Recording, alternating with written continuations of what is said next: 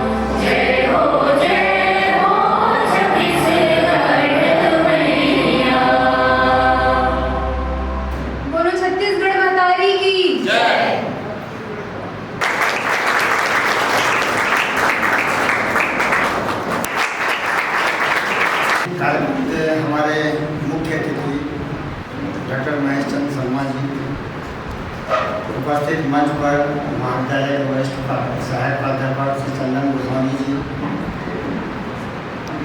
आचार्य doctor Mahesh Chandra Sharma इस अंचल में बहुत लोकप्रिय है। मैं चाहूँगा सब लोग इनका तालियों से जोड़ें। अंतर्राष्ट्रीय शोध जगह जगह ऑक्सफोर्ड यूनिवर्सिटी लंदन से भी, श्रीलंका से हमको भी मालूम नहीं है, लेकिन उनका वाचन यदि आप सुनेंगे तो आप धन्य होंगे। परिवार की ओर से बहुत बहुत स्वागत करता हूँ। डॉक्टर महेश चंद्र शर्मा ऐसे व्यक्ति, महेश चंद्र शर्मा सत्य, संकल्प और विश्वास के धनी हैं। उनकी जो बहुत ही सकारात्मक है, मानसिक उनका बहुत अच्छा है, और वो जब भी किसी से बात करते हैं महाविद्यालय में लोकार्पण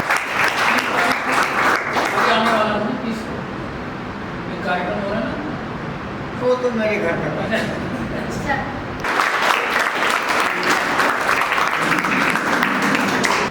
आज उनको कम से कम 70-71 साल हो चुके हैं, और वो व्यक्ति हर जगह जाने के जो भी बुलाते हैं जाते जरूर हैं और सबको पसंद होते हैं। सर आप आए, हमें बहुत अच्छा लगा, और आप हमेशा आते रहिए और इस महाविद्यालय को गौरव करते रहिए। मैं आपको बहुत बहुत धन्यवाद देता हूँ, और सारे बच्चों को भी जो उपस्थित हुए हैं सबको शुभकामनाएँ देता हूँ। भारतीय ज्ञान परंपरा के विषय में कल बहुत सारे बातें हुई, नई शिक्षा नीति के अंतर्गत हमने कुछ वास्तविकता, ये टॉपिक जो है ना भारतीय ज्ञान परंपरा पहले से और अभी से वर्तमान में कैसा सुशोभित हो रहा है। तो इन्हीं शब्दों के साथ मैं हमारी को विराम देता हूँ, और लास्ट में एक बात कहना चाहता हूँ।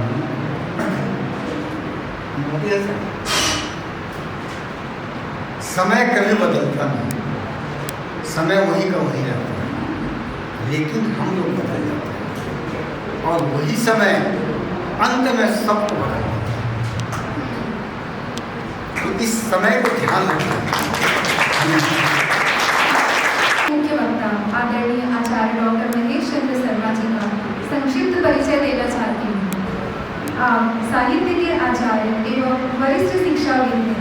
आपने संस्कृत साहित्य, हिंदी साहित्य, भाषा विज्ञान तीनों विषयों में MA किया है एवं बौद्ध काव्य में PhD की उपाधि प्राप्त की है। साथ ही साथ सर्वोच्च शोध D.Litt की भी उपाधि प्राप्त की है। आपके 500 से अधिक लेख, आलेख, ललित आलेख, शोध आलेख राष्ट्रीय एवं अंतर्राष्ट्रीय स्तर की पत्र पत्रिकाओं में प्रकाशित हैं। Sydney, Melbourne, basin, Paris, Brussels, Singapore, Dhaka, Colombo आदि वैश्विक महानगरों का सफल शैक्षणिक, सांस्कृतिक एवं साहित्यिक भ्रमण कर चुके हैं। ऑस्ट्रेलिया में वैदिक शांति पाठ, जर्मनी में शिव चरित्र पर व्याख्यान देकर आपने विश्व ख्याति प्राप्त की है। उच्च स्तरीय शैक्षिक एवं साहित्यिक सेवाओं के लिए आपको छत्तीसगढ़ शासन ने सर्वोच्च शिखर अलंकरण से सम्मानित किया है। वहीं भारत शासन के संस्कृति मंत्रालय ने भी आपको राष्ट्रीय साहित्य पुरोधा सम्मान से सम्मानित किया है। अरविंद आश्रम पांडिचेरी ने ग्लोबल अवार्ड से भी सम्मानित किया है। आज हमारे बीच उपस्थित आचार्य जो साहित्य के धनी हैं, उन्होंने हमारे महाविद्यालय को ये 4 पुस्तकें भेंट की है। इन पुस्तकों का नाम है साहित्य एवं समाज, छत्तीसगढ़ में संस्कृत, प्रेरणा प्रदीप, गागर। ये चारों पुस्तक सर ने स्वयं लिखी है। ये हमारे महाविद्यालय के लिए बहुत गौरव की बात है कि सर ने हमें ये पुस्तक हमारे महाविद्यालय को भेंट की और यह लाइब्रेरी में उपस्थित आपको उपलब्ध मिलेगा। आप जा करके इसको पढ़ सकते हैं। बहुत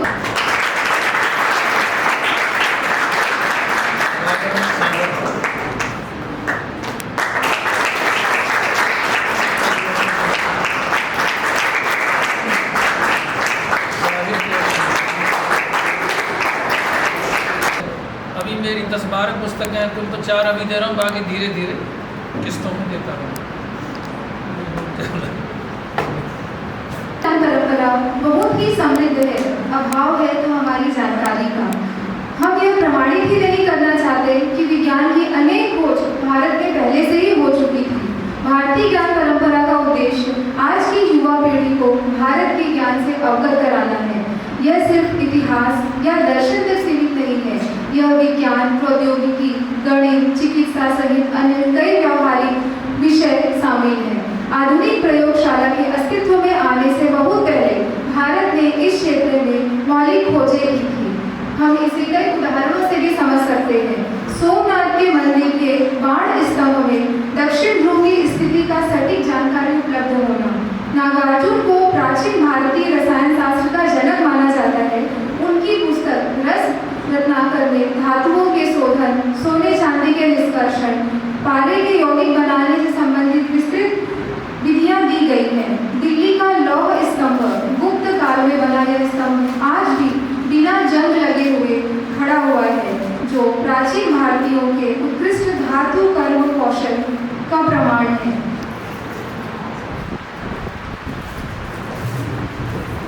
बिना गीताम, बिना रामायणीं कथां, बिना कविं कालिदासं च भारतं भारतं न।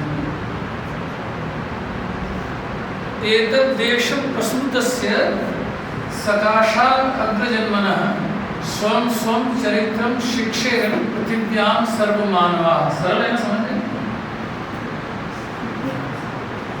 बिना वेद के, बिना गीता के, बिना रामायण कथा के भारत भारत नहीं हो सकता, इंडिया हो सकता है। तो भारत क्या है? Teacher of universe, Jagat Guru. यहाँ पैदा हुए लोगों ने दुनिया को ज्ञान की, विज्ञान की, 14 विद्या, 64 कलाओं की, राजनीति की, पॉलिटिक्स की, डिप्लोमेसी की, सबकी शिक्षा दी। एक सेती हमार देश हा जगत गुरु के है। ठीक है ना? बाबा आज के कार्यक्रम के सूत्रधार महाविद्यालय के कुशल, सक्षम, योग्य प्राचार्य डॉक्टर तरुण कुमार मिश्र जी, हमारे साथी गोस्वामी जी, मेरे सामने बैठी हुई दूसरी अध्यापिकाएं और बड़ी संख्या में भावी भारत का नेतृत्व करने वाली हर क्षेत्र में हमारी बेटियां, बच्चियां, छात्राएं और मित्र छात्र विद्यार्थीगण। भारत के विषय में और भारतीय ज्ञान परंपरा के विषय में जानने से पहले हमें ये जानना चाहिए कि वास्तव में भारत का मतलब क्या है। कोई बोलते हैं भरत नाम के राजा के नाम से, भरत जो राम के भी भाई थे। फिर वो गीता में भी भरत आता है, भारत यदा यदा ही ग्लानिर्भवति अभ्युत्थानम अधर्मस्य। जबरदस्त है भैया, आपके बच्चे को गीता जानते हैं। वाह, गीता मतलब क्या है? गीता मतलब गीत, लिरिक्स, सॉन्ग। गीत मतलब जो जिसको गाया गया है। रानीतराई महाविद्यालय के शांत सुंदर सुगंधित महाविद्यालय के कक्ष में नहीं, महाभारत में जहाँ फायरिंग चल रही थी, उधर से कौरव इधर से पांडव, वे मार मार के बंदूक चला रहे थे, तलवार धनुष बाण। और उस समय वो कह रहे थे, हे अर्जुन कर्म ही प्रधान है। अर्जुन बोलता था यस सर, कर्म ही प्रधान है। आप बताइए, सुनने वाला और सुनाने वाला वो नहीं लिखा रहता है जैसे लिखते हैं क्लास में, कृपया शांत बनाइए, साइलेंट प्लीज। वो जहाँ महाभारत की लड़ाई चल रही हो, इतने लोग हों, वहाँ के वक्ता और श्रोता वो भी गा के, और वो भी धनुष तीर कमान बंदूक बम विस्फोट क्या क्या सब चल रहा है, उनके बीच में वो गा रहे थे, वो सुना रहे थे। और हर देश की अपनी पहचान है। जैसे हमारे देश में एक छोटा सा टुच्चू सा देश है, उसकी पहचान है आतंकवाद। वो मरे आतंकवाद के, आपस में लड़ेंगे, दूसरों में लड़ाएंगे, लड़ाई खरीदेंगे, बिक्री करेंगे। इंग्लैंड, ग्रेट ब्रिटेन, ब्रिटेन ने लेकिन ग्रेट लगाया उसके आगे। वो क्यों प्रसिद्ध है? वो व्यापार के लिए प्रसिद्ध है। ईस्ट इंडिया कंपनी भारत में व्यापार करने के लिए आए थे छोटे, और यही जो है शासक बन गए हमारे कुछ छोटों के चक्कर में। अपने ही बुरे होते हैं, दूसरे एंट्री थोड़ी पाते हैं। अपने लोगों में ही कुछ लोग जरा गड़बड़ करते हैं। एक वो अमेरिका है, ट्रम्प कार्ड, वो किसके लिए प्रसिद्ध है? डिप्लोमेसी, कूटनीति। फूट डालो और राज करो, ईरान इराक में बढ़ा दो, उसको उससे बढ़ा दो, उसको उससे बढ़ा दो, अपने हथियारों की बिक्री। लेकिन भारत किसके लिए प्रसिद्ध है? भारत ज्ञान के लिए, ऋषि मुनियों के लिए। मुनि किसको बोलते हैं? परम ज्ञानी होने के बाद भी जो मौन रह जाए उसको मुनि बोलते हैं। ये नहीं अटर पटर सटर पटर कुछ भी बकता रहे, जो बके ज्ञानी वही सो गाल बजा। केवल बकने से भी ज्ञानी नहीं होता है, अनुभव से, उससे भी ज्ञानी होते हैं। तो भारत की पहचान पूरे विश्व में किसके रूप में है? जगत गुरु के रूप में है। मैं भाषण किया, इंग्लैंड में भाषण किया, वहाँ कैसे भाषण देते मालूम? बोलने से पहले जैसे मैंने कहा कि आदरणीय प्राचार्य जी और हमारे विद्यार्थी, वैसे नहीं होते। द लेडीज एंड जेंटलमैन, उनके यहाँ भारत विश्व की सभी स्त्रियाँ लेडीज हैं, और यहाँ फिर वो जेंटलमैन है। इसके अलावा उनके यहाँ तीसरा कोई नहीं है।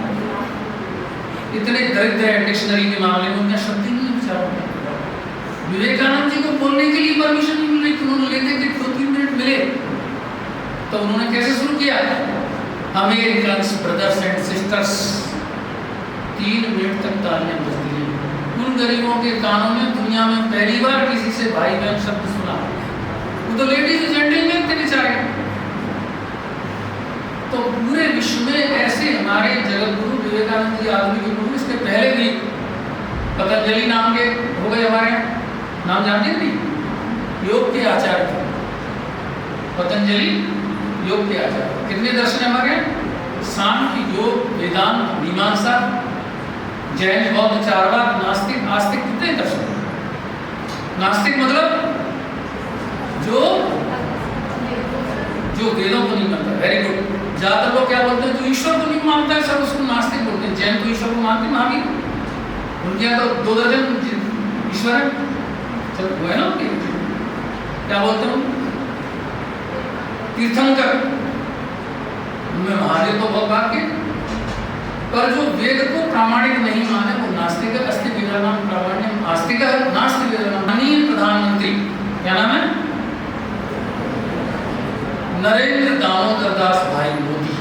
विवेकानंद का नाम नरेंद्र और प्रधानमंत्री का नाम, उन्होंने वो फ्रांस की महिला को पद्मश्री की उपाधि दी। तो हमारे यहाँ की कई जो राजनीतिक महिलाएं, नेता हैं, दूसरी पार्टी, उनकी तबियत खराब हो गई। छत्तीसगढ़ी में क्या बोला? तबियत खराब हो गई।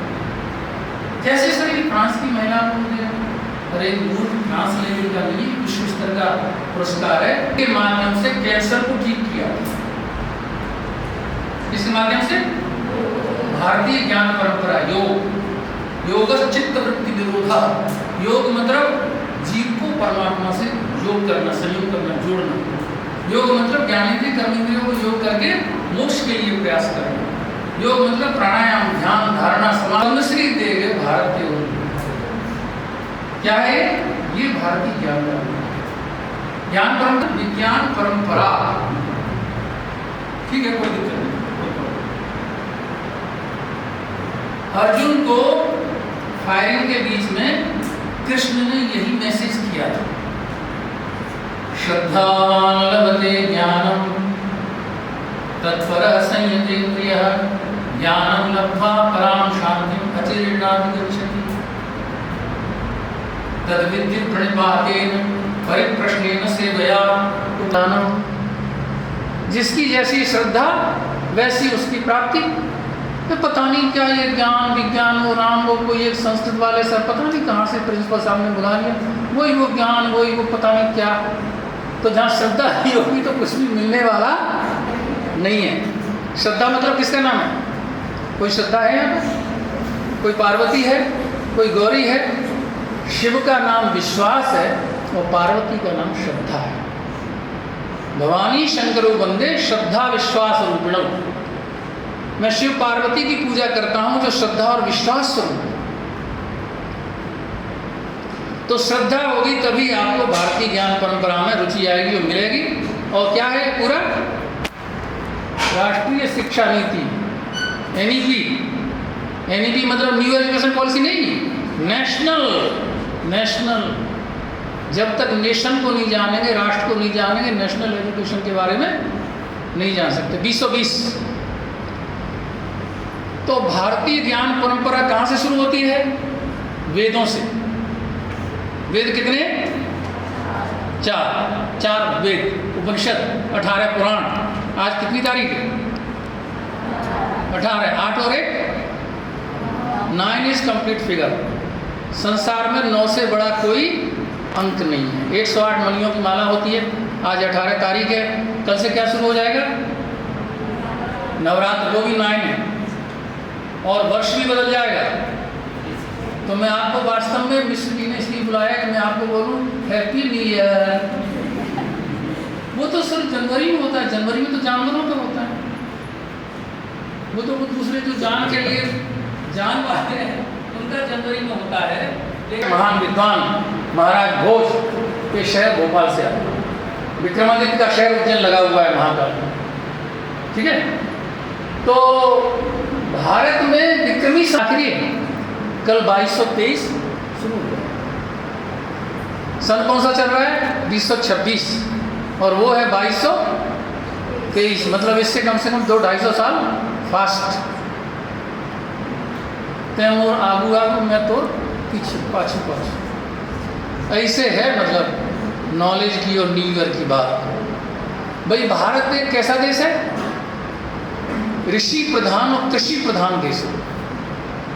There is no difference between culture and agriculture. हर पर्व त्योहार हमारा फसल के साथ होता है। होली में वो चने का वो गोला करते नहीं, मकर संक्रांति में इसी तरह से, दिवाली में इसी तरह से। कभी गेहूं की फसल है, कभी धान की फसल है।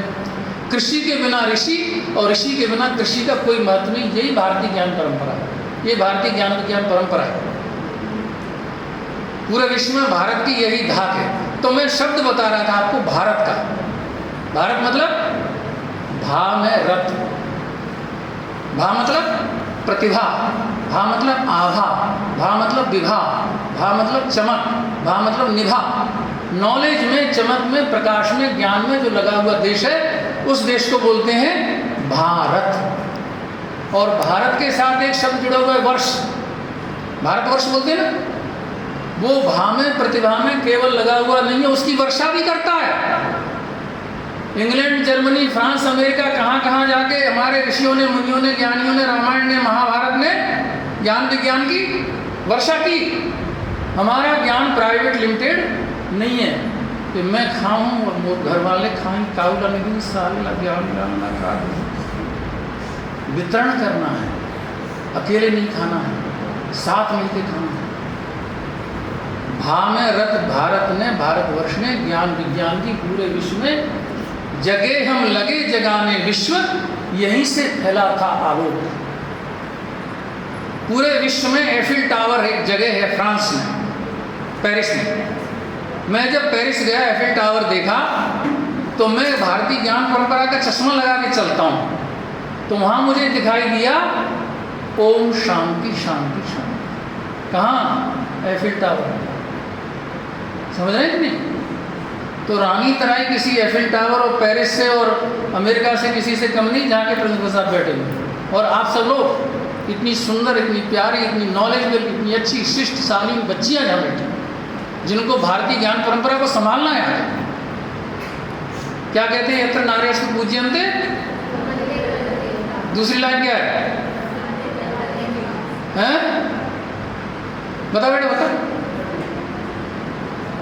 जहां नारियों का सम्मान होता है वहां देवता निवास करते हैं। ये पॉजिटिव लाइन है। इसके नीचे की लाइन खतरनाक है। यत्रैतास्तु न पूज्यन्ते सर्वाः तत्र अफलाः क्रियाः। जहां इनका सम्मान नहीं होगा वहां सभी क्रियाएं निष्फल हो जाएंगी। माँ जो है भाई को घी की, दही की, टॉनिक की चीज़ें खिलाती है, और बेटी कहती है माँ महू घलो खाओ। तू क्या करेगा? ये तो बड़ा बनेगा, ये करेगा, घर को चलेगा, तेरे को क्या करना है? वहीं से निगेटिव चीज़ें शुरू। वही तो वीरांगना तो रानी लक्ष्मीबाई की थी। अहल्या का नाम सुना कि नहीं आपने? अहल्या क्या अहिल्या है? हैं? हैं? गलत प्रचार है। हल मतलब जानते ना? हल खेती का और समस्याओं का हल। हल ही सभी समस्याओं का हल है। वो हल जहाँ नहीं चलता है, उस पहाड़ी का नाम अहल्या था। अहल्या। हल जहाँ न किसी अभिशाप के कारण से, जिसमें उसकी गलती नहीं थी, उसको अहल्या बनना पड़ा था। राम के जन्म लेने के कई कारणों में से एक अहल्या भी थी, उसका उद्धार होना था, क्योंकि उसकी गलती नहीं थी, लेकिन उसको गलत सिद्ध कर दिया गया लोगों ने। बहुमत की सरकार रहती है ना, 10 लोगों ने कह दिया कि बेकार है, मतलब बेकार है, क्या करें बेकार, अब वो बेकार है ही नहीं। एक नाम और सुना हो आपने? अनसुया। सुना है कि नहीं? कौन है? लोग क्या बोलते मालूम है? अनुसुईया बोलते हैं। अनुसुईया एक हमारी वो बड़े पद पे थी नेता, उनसे कहा मैडम नाम गलत है। कैसे सर? गलत है। एक होता है असूया, जानते हैं? असूया, असूया मतलब ईर्ष्या। तेरी साड़ी मेरी साड़ी से सफेद कैसे हो सकती, या तेरी गाड़ी मेरी गाड़ी से महंगी कैसे हो सकती, इसको बोलते हैं असूया। जिस बच्ची में, लेडीज में ये भावना नहीं हो मेरा हस्बैंड तेरे हस्बैंड से ज़्यादा चमकदार है, तो वो अनसूया नहीं हो सकती। और उनके पति का नाम मालूम है? ज्ञान परंपरा बता, उनके पति का नाम क्या है? अत्रि। अत्रि, अत्रि मतलब एक बंदूक होती है ना, 303। ये अंग्रेजी का 3 जो है ना, ये 3 से ही लिया है। बच्ची को, लड़की को क्या बोलते हैं अंग्रेजी में? DAUGHTER, मतलब डॉटर। और हम लोग क्या बोलते हैं? हम दुहित्री बोलते हैं, दुहितर बोलते हैं। वो गाय को दूध दोने में उसके कोमल हाथ सबसे सक्षम होते थे, गाय का दूध वही दूधी थी, उसको दुहिता बोलते थे। क्या करके हमारा है डॉटर, आए यहाँ पे सब ले गए। अत्री को ले गए 3, डॉटर को ले गए। तो भारतीय ज्ञान परंपरा के शब्दकोशों की ईंट और व्याकरण का गारा सीमेंट और एक चूना पुताई, इससे ही ज्ञान का, भाषा का, साहित्य का महल खड़ा होता है। जिसने शब्दों को जान लिया, जिसने शब्दों को पकड़ लिया, बस वो हो गया। मैंने जितना संभव होगा आपके सामने, मेरा क्वेश्चन ये है, इसका आंसर बताऊँ। नहीं, प्रश्नों का कोई अंत नहीं। कोई चीज़ आपको समझ में नहीं है, कोई आप ज़्यादा जानना चाहते हैं, कोई चीज़ मैंने कही वो आप नहीं समझ पाए, तो बिल्कुल निसंकोच मुझसे पूछिए, मैं कोशिश करूँगी। ध्यान से सुनना, बहुत मज़ेदार बता रहा हूँ। पार्वती जी को किसी ने कहा कि शिव जी आपके लिए बढ़िया वर रहेंगे। ध्यान से सुनना, बहुत मज़ेदार। तो पार्वती ने बढ़िया अपना तैयारी मतलब मेकअप गेटअप सेटअप करके कि अब तो शिव जी 10 बार मेरे सामने आके कहेगा पार्वती आई वर। लेकिन पार्वती कैसे शिव जी की बात को जीत पाए? ये सब बातों का प्रेम का जैसा वर्णन किया था। इनका देवता कौन है? कामदेव कहलाता है। देवताओं को तारक नाम के एक राक्षस को मारना था, तो ज्योतिषियों ने कहा कि अगर शिव पार्वती के संयोग से जो पुत्र उत्पन्न होगा कुमार कार्तिकेय, वही इसको मार सकता। तो उन्होंने कहा कि ये तो ध्यान रखता नहीं है, ज़्यादा लेडीज़ के प्रति कोई आकर्षण इसमें है नहीं, भांग गांजा पी पा के पता नहीं क्या होएगा, जरूरी कपड़े पहन के राख वगैरह मल के बैठा रहता है, ये कहाँ शादी वादी करेगा। वो सती थी, उसकी पहली पत्नी, किसकी लड़की थी वो? दक्ष नाम का राजा, दक्ष प्रजापति, मतलब किसको बिलोंग करती थी? Very very rich and VIP family. कौन? सती। तो शिव जी को नंबर 2 मानती, मोर ददा के आगे तो कुछ नहीं चले जी, ऐसे है तो कोई इज्जत नहीं है, ठीक है, पॉपुलरिटी। दक्ष ने यज्ञ की, लेकिन शिव जी को इन्वाइट, तो पार्वती सती जो है उसने जाके देखा कि क्यों मेरे पति को इन्वाइट नहीं है। वो पिता से 19 नंबर कम देती थी भले ही, लेकिन सम्मान तो पति के प्रति करती थी। तो सती ने क्या किया था, देखा कि शिव के लिए कोई वहाँ पर पोस्ट नहीं है, सभी 33 कोटि देवताओं की कुर्सियाँ हैं, तो उन्होंने आव देखा न ताव देखा, हवन कुंड में गो एंड गॉन खत्म। उनका सेकंड एडिशन पार्वती के रूप में आया।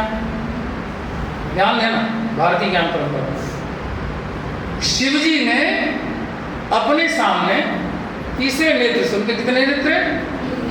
सूर्य, चंद्र और ये फायर, जिसका भी सत्यानाश कराना हो तो आप सुपारी दिलवा दीजिए, शिव जी से निपटा देना। तो उन्होंने कामदेव को भेजा था देवता ने कि तुम डांस करना, और वो मेनका और कौन सी हैं, रंभा, और इनसे मस्त डांस करवाना, गाने गवाना। हिंदी पिक्चरों में जो वैसे थड़ला करने लगा, और रंभा उर्वशी मेनका सब नाच के थक के हार गई, लेकिन शिव जी का कोई असर नहीं पड़ा। तो इन सबने रिपोर्ट कर दी कि सर वो तो नहीं, उनको कोई असर नहीं पड़ा, क्या किया जाए? तब फिर पार्वती ने तपस्या की। कितने नाम है पार्वती के? गौरी एक नाम है, और एक नाम अपर्णा है।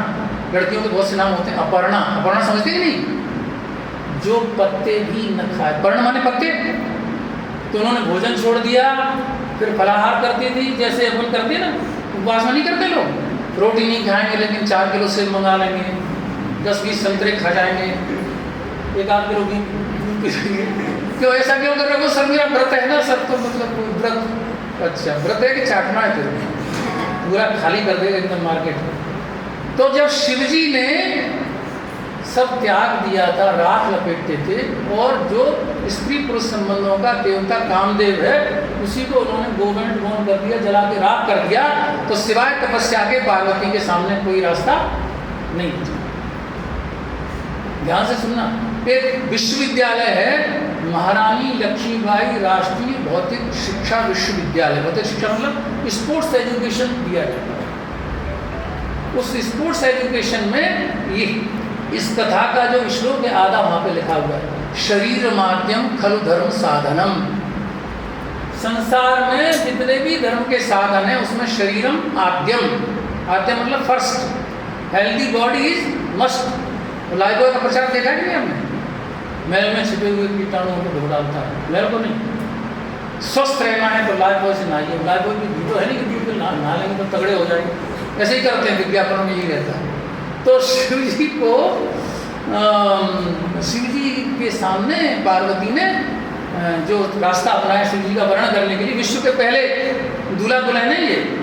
पुराने समय में गाँवों में शादियाँ होती तो शिव जी को वरमाला डालते हुए पार्वती को दिखाया जाता था। पार्वती मतलब पर्वती पुत्री, डॉटर फाउंटेन, हिमालय की बेटी है।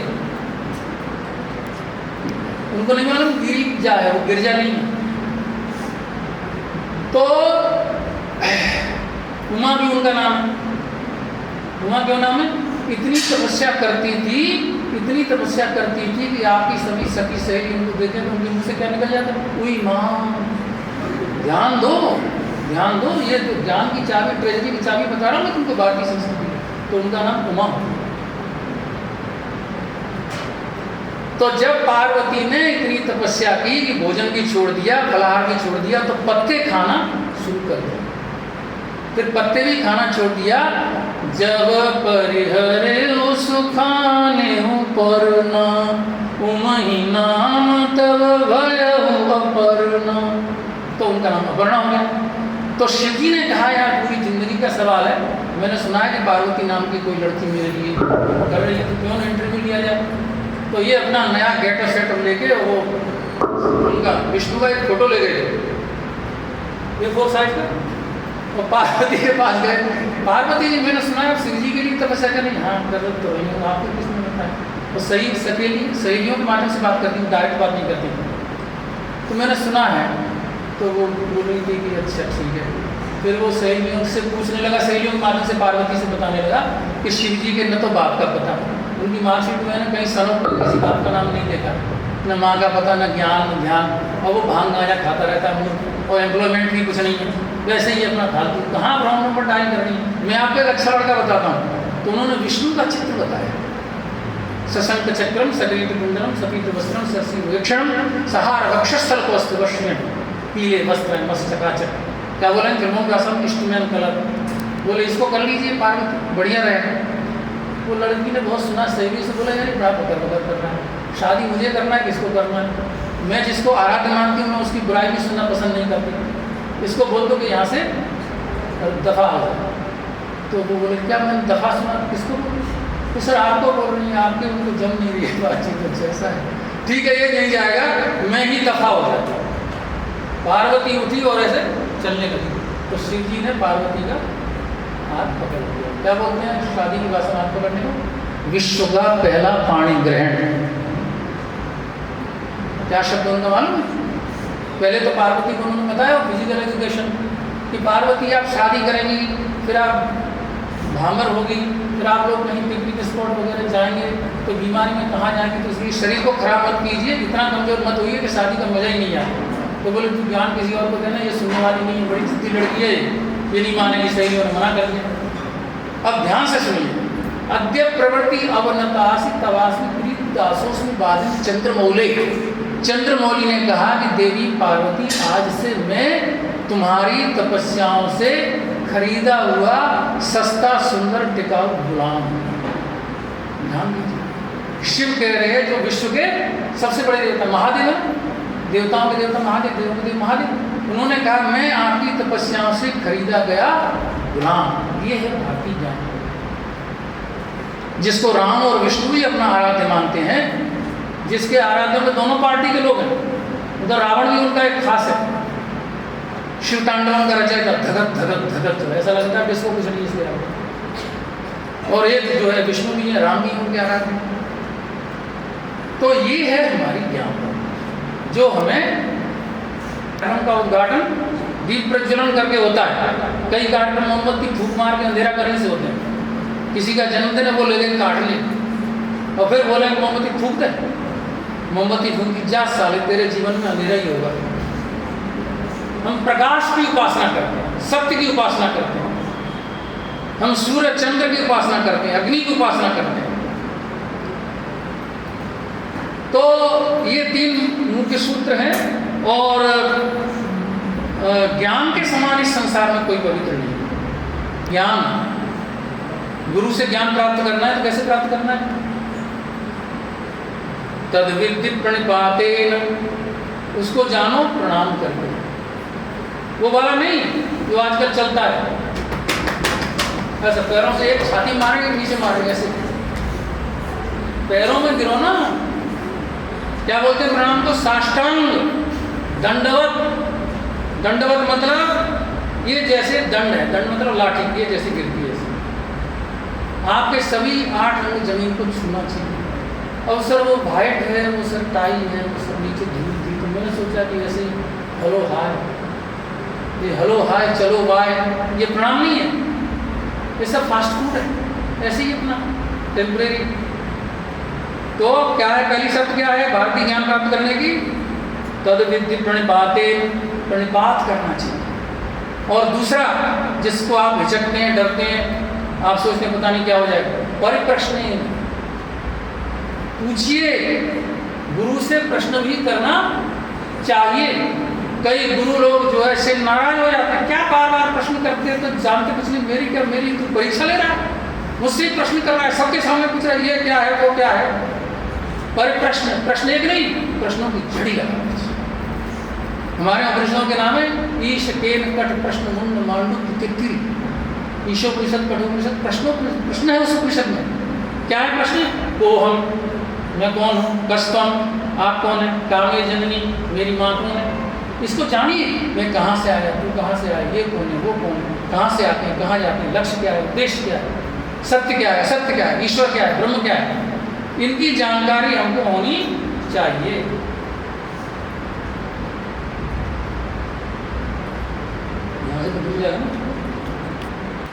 तो वे आपको तत्वदर्शी ज्ञान देंगे। तत्वदर्शी जो गुरु है वो आपको ज्ञान देंगे, इतना करने पर ज्ञान देंगे। तो एक होती है सेवा और एक होती है शुश्रूषा। सुना है आपने? वो बहुत सेवा शुश्रूषा करता है। सेवा शुश्रूषा, शुश्रूषा के बारे में कौन जानता है? आप जो इस समय कर रहे हैं ना, ये शुश्रूषा है। शुश्रूषा मतलब सुनने की ताकत, सुनने की इच्छा, वास्तव में सुनना चाहते हैं, जानना चाहते हैं। और कोई सुनना नहीं चाहता, वो तो भैया बगर पढ़ बकते जी, कतका सुनी साले, कानला सुनो, इनकमिंग आउट गोइंग। कोई सुनना नहीं चाहता, किसको सुना? अच्छा, वो सुनाने क्या बोलते मालूम है? जिलाते हैं। माता पिता को यही झेलते हो, सुनते ही नहीं उनको। तो जो सुनेगा नहीं वो जानेगा कैसे, बताएगा कैसे? या तो पढ़ के सीखो, या तो पूछ के सीखो, या तो सुन के सीखो। तो गुरु शुश्रूषया विद्या पुष्कलेन धनेन वा। गुरु की शुश्रूषा से विद्या मिलती है, यानी आपको जैसा वो बोल रहा है पूरी तरह से ध्यान से सुनते रहो। चेहरे पे पता चल जाता है किसके अंदर कुछ और चल रहा है, फिर इधर रहा है, उधर खिड़की से आवाज लेकर चलो कैंटीन मिलती। तो इस सब के चक्कर में विद्या से वंचित हो जाता है। नहीं, वो सर ने बुलाया था, वो महेश शर्मा नाम के बड़े विद्वान, अरे क्या विद्वान है, 50-60 साल 65 के थे, रिटायर हुए। 6 साल से गरीब को क्लास लेने के लिए मिला नहीं, तो मार गिराया जा रहा है। 6 साल से पढ़ाया नहीं, रोज पढ़ाते थे, 4-4 प्रिंसिपल रहते हुए पढ़ाता था। तो उनको मिल गया मौका, तो ये गिराए जा रहे हैं। हम लोग बैठे परेशान, थक गए, नींद लग रही है, वो क्या बनना। शुश्रूषा, आप सोचो अर्जुन के ऊपर इधर से बाण, इधर से, और कितना मालूम है? पूरे 18 अध्याय। आज कितनी तारीख है? उतने ही अध्याय। 18 का नंबर बहुत अच्छा है। 18 अध्याय सुने बेचारे ने, फायरिंग के बीच में गई, और अपने भाई बंधु उनके बोल रहे थे मेरे को तो आपका जन्म नहीं रहा है। कृष्ण बोले कैसे? बोले आप इसको मरवा देंगे, ये मेरा कजिन है, फिर ये मर जाएगा तो मेरी वो कजिन भाभी रोएगी, तो फिर ये तो मेरे को जमा नहीं, आप तो मेरे को रॉन्ग नंबर डायल करवा रहे हैं।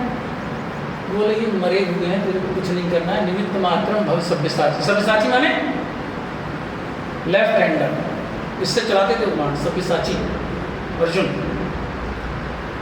तो कैसा है?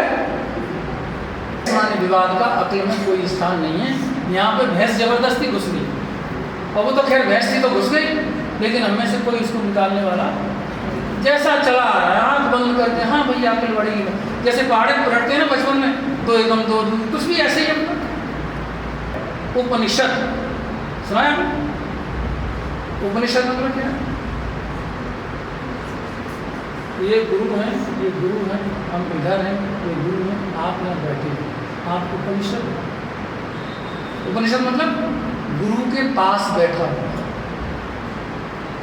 जैसे परिषद होती है ना, काउंसिल, चारों तरफ से बैठे हैं तो परिषद है, और गुरु के चरणों में बैठे हैं तो उपनिषद है। तो वेदों के बाद ब्राह्मण आरण्य ग्रंथ का नाम बता रहा, ब्राह्मण ग्रंथ, आरण्य उपनिषद। आरण्य मतलब जंगल में ऋषि मुनि जाकर जंगल में ही रहते थे, तपस्या करते थे, तपोवन।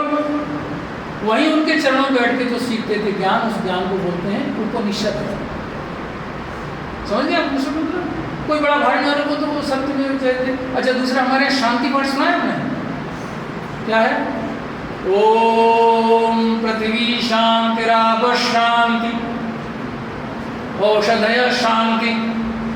ऐसा नहीं होता है रानी तराई शांति, छत्तीसगढ़ शांति। हमारा शांति पार्टी प्राइवेट लिमिटेड, हम विश्व शांति की कामना करते हैं। किसकी कामना करते हैं? विश्व शांति, पृथ्वी शांति, पूरी पृथ्वी शांति। अरे ज़्यादा से ज़्यादा छत्तीसगढ़ का है, भारत का बोलता है, पृथ्वी पूरी दुनिया का तुमको क्या है? पूरा विश्व हमारा, पूरे विश्व में ये तो विश्व भगवत नीडम, जहाँ पूरा विश्व एक घोंसला हो जाता है, वो भारतीय संस्कृति है, वो भारतीय ज्ञान परंपरा है। और दूसरा हमारी नदियाँ हैं ना पवित्र, गंगा सिंधु सरस्वती च यमुना गोदावरी नर्मदा कावेरी सरयू महेंद्र तनया। अब इतने नाम सुने तो पहली बार सुने, कुछ लोगों ने सुने होंगे पहले, पर सब नदियों में सब कोई नहीं जा सकता। तो हम क्या करते हैं, नहाते समय इन सभी नदियों को अपने बाथरूम की बाल्टी में बुलाते हैं।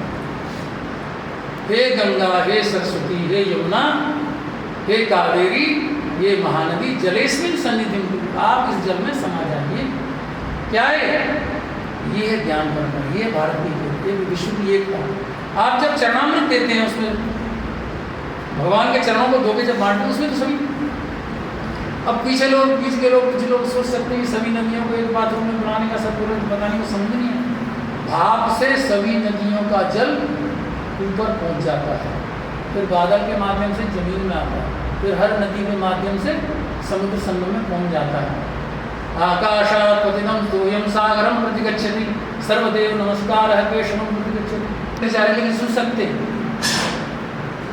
तो उन्होंने अपने दूत, अपने सेवक संजय से पूछा, तो संजय ने भगवत गीता के माध्यम से पूरा युद्ध उनको बता दिया कि अब ये अभिमन्यु का ये हो गया, तो तुम का ये हो गया, तुम का ये हो गया। अब जो पर्यावरण साइंस के जो लोग हैं वो देखे जरा कि वो पूछता है धृतराष्ट्र किससे? संजय से, क्या मेरे भाई पांडु के जो 5 लड़के युधिष्ठिर, भीम, अर्जुन, नकुल, सहदेव। युधिष्ठिर का मतलब क्या होता है? जो युद्ध में स्थिर रहता है, धर्मराज ही कहते हैं। और भीम मतलब भयंकर, अरे चलता है तो देखो उसको। दूसरा अर्जुन, और तीसरे को ट्विंस नकुल सहदेव। तो पर्यावरण के हिसाब से सुनिएगा। यथा ते पंचरथम आस्थाय भ्रातरः समलंकृता भूतानि व समस्तानि राजन ददृश्रे तदा। हे राजन धृतराष्ट्र, मुझे तो पंच महाभूत जैसे लगते हैं। महाभूत मतलब वो वाले भूत नहीं, महाभूत पंच तत्व, क्षित जल पावक गगन समीरा पंच रचित है अधम शरीरा। हमारे शरीर में भी धरती है, आकाश है, वायु है, अग्नि है, जल है। जब कोई मर जाता है तो लिखते हैं ना, उनका शरीर पंच तत्व में विलीन। तो क्या है? जल कहाँ है? पृथ्वी। जीव में जल है, कोई पता करती है खट्टा है कि मीठा है। पानी बोलते हैं ना, मेरी जीव में तो पानी आ गया, तो वही पानी है। ये आकाश शब्द आकाश का गुण है, रस जल का गुण है। ये आँखें क्या है? अग्नि। अंदर भी बोलते हैं ना, किसी व्यक्ति की पाचन शक्ति में तो मंदाग्नि होगी, इसकी अग्नि पचा नहीं रही। तो मनुष्य भी चलता फिरता ब्रह्मांड। आकाश, वायु, अग्नि और धरती क्या है मनुष्य के शरीर में?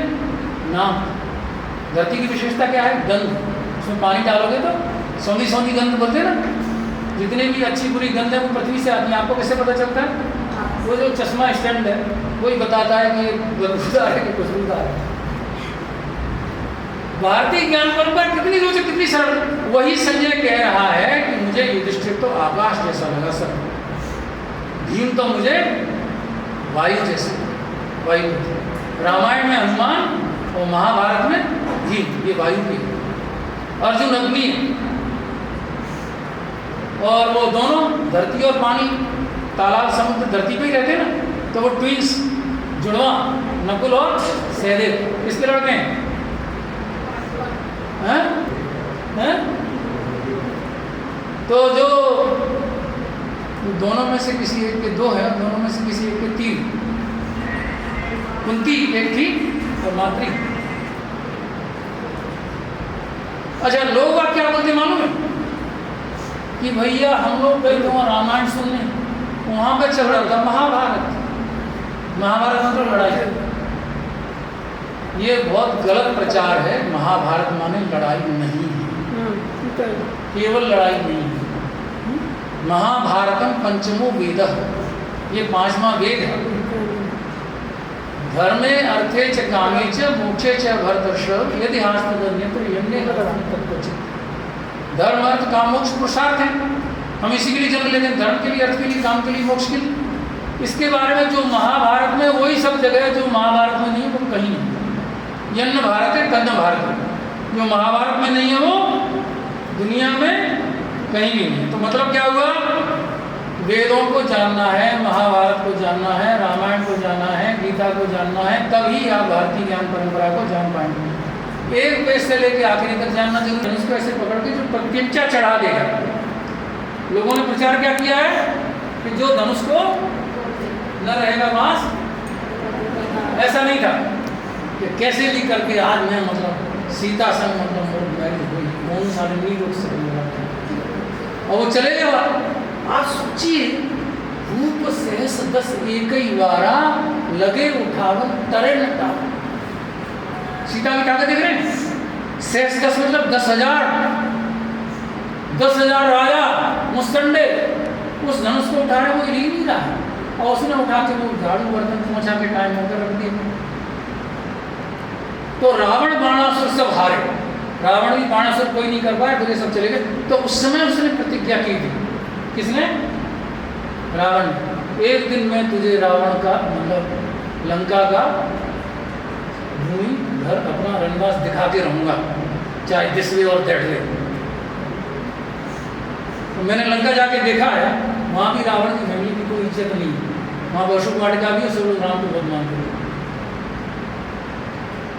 तो रावण ने फिर क्या किया इसके लिए?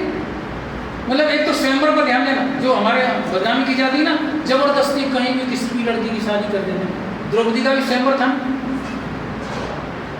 जो ऊपर देखे बिना पानी में देख के बाण से मछली की बाई आंख के हीरे में निशान लगा दे, ताकत सब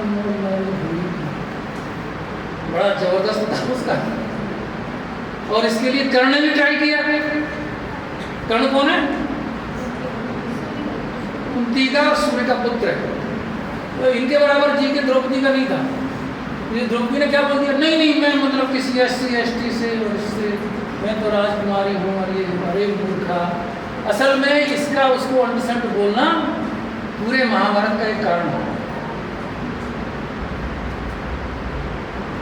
तो वो फिर बेचारे ने वापस कर लिया अपना मतलब कमान से तीर को कर्ण ने, लेकिन उसने भी कहा कि इसका परिणाम तुम्हें तुम्हारी फैमिली को, विशेष रूप से तुम्हारे राम नाम सत्य, इसको ले जाना और जलाना और गंगा जब हड्डी वड्डी सब।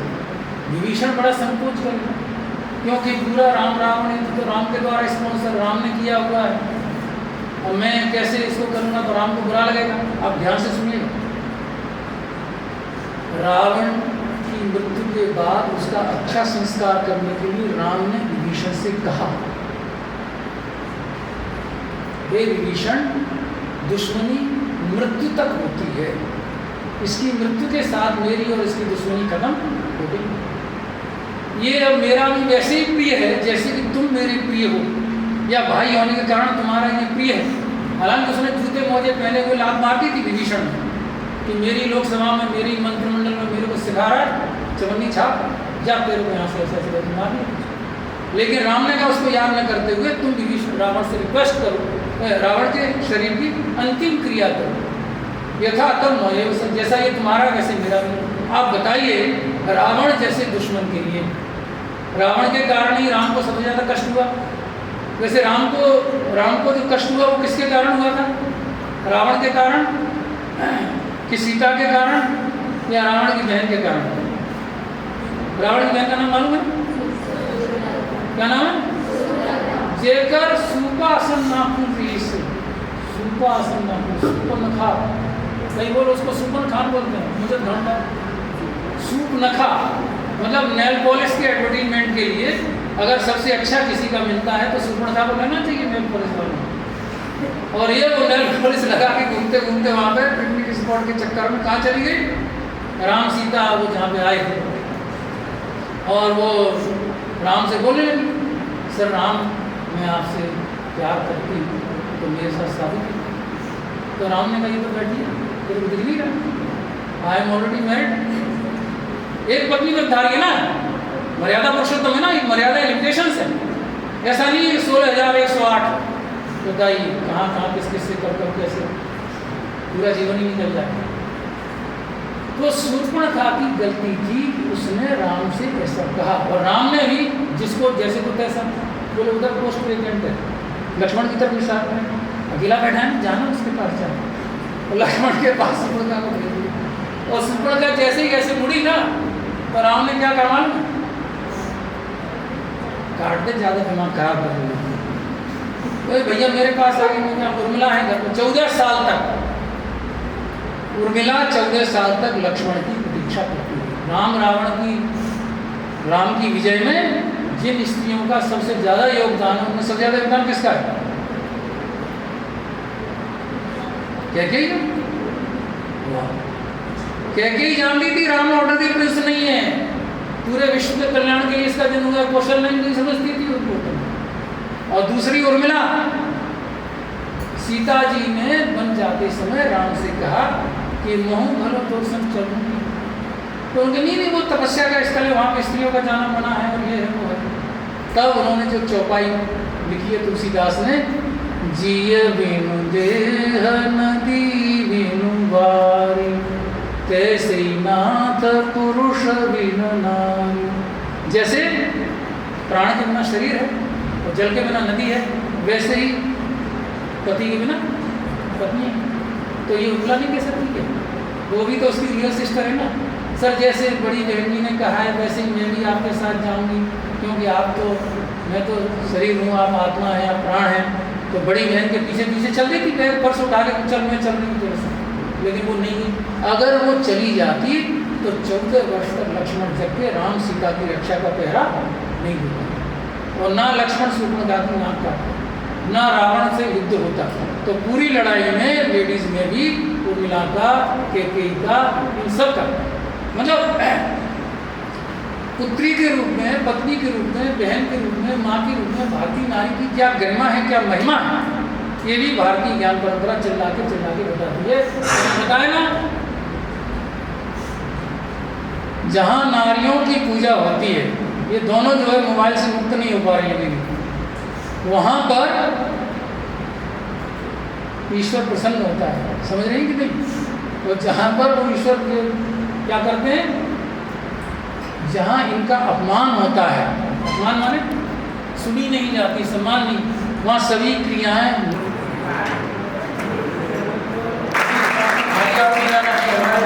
सेमेस्टर का आता है 2-3 छात्र और टीचर है।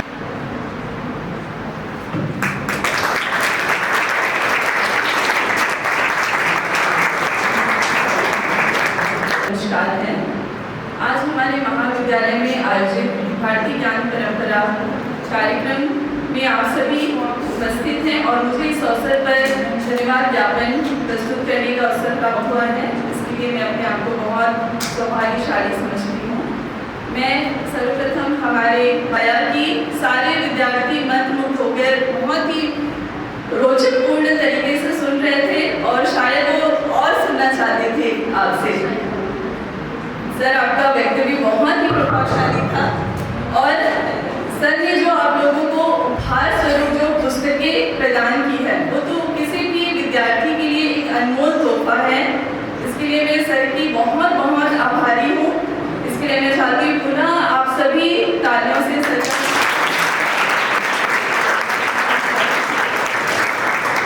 आज भारतीय ज्ञान परंपरा के विषय में हमें इतनी सारी बातें कहानियों के माध्यम से रामायण को जानने को मिला। सर ने बताया कि जो इंग्लिश की डिक्शनरी है वो भी हमारे भारतीय ज्ञान परंपरा की हिंदी शब्दावली से ली गई है, और रोचक मूल्य रहा। सर आपका बहुत बहुत धन्यवाद अपना कीमती समय हमारे विद्यार्थियों को देने के लिए, और निश्चित ही इनका ज्ञान बहुत ही बड़ा है। और सर मैं